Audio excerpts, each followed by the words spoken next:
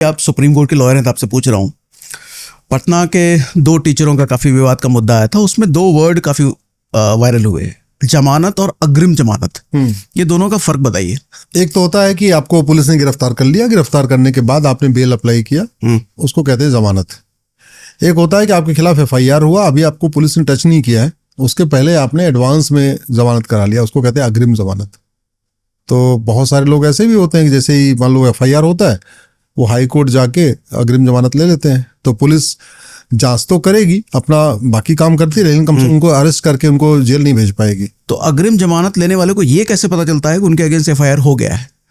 वो सूत्रों से उनको, जैसे आपके मीडिया में सूत्र होते हैं ना, तो ऐसे थाने में भी सूत्र होते हैं। उस सूत्र को कुछ पैसा मिल जाएगा, उन्हें थाने में कुछ लोग होते हैं, उनको बता देते हैं देखिए आपके खिलाफ FIR हुआ है, तो थोड़ा उनको कुछ मिठाई उठाई मिल जाती है खाने पीने के लिए, और उनको सूचना। तो क्या ये क्लियर है कि अग्रिम जमानत लेने वाले का आदमी थाने में साठगांठ लगा के बैठा है?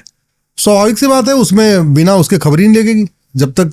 और दूसरी ये बात कि जब आप FIR करते हो तो आप उस व्यक्ति को बताते तो है ही, भाई आपको दरोगा जी बुला रहे हैं, आपको जो है DCP साहब बुला रहे हैं, आपसे पूछताछ करनी है।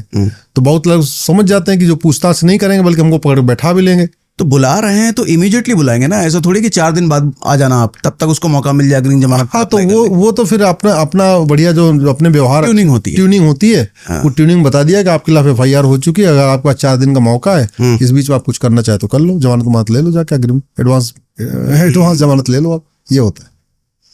तो क्या बड़े लोग जिनकी कानून में अच्छी पहुंच है इसका फायदा उठाते हैं अग्रिम जमानत का?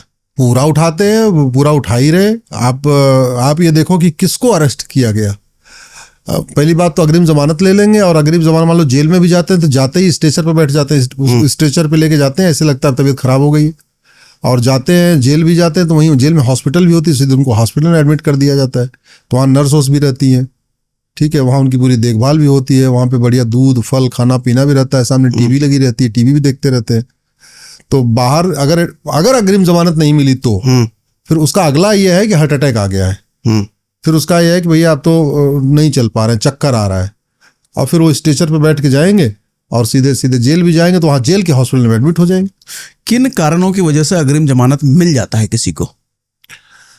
अग्रिम जमानत मिलने का एक बड़ा कारण यह है कि बहुत सारे अपराध तो ऐसे होते हैं कि जो नॉन बेलेबल होते हैं, बेलेबल होते हैं, तो जो बेलेबल होते हैं उनमें पहले मिल जाती है अग्रिम जमानत। इस आधार पर लोग कह के मांगते हैं कि देखो साहब ऐसी ऐसी बात है, हम कोई विदेश भागने वाले हैं नहीं, हमारे खिलाफ ये पहला अपराध है, हम कोई आदतन अपराधी हैं नहीं, बाकी अगर आपको और ज़्यादा श्योरिटी चाहिए तो लो ये हमारा पासपोर्ट जब्त कर लो, और कुछ हम अपनी ज़मीन भी आपके उस पर बॉन्ड पे रख देते हैं, या अपनी गाड़ी हम आपको बॉन्ड पे रख देते हैं, हम कहीं नहीं जाएंगे, हम यहीं रहेंगे, और जो वो पूछताछ में हम सहयोग करते रहेंगे।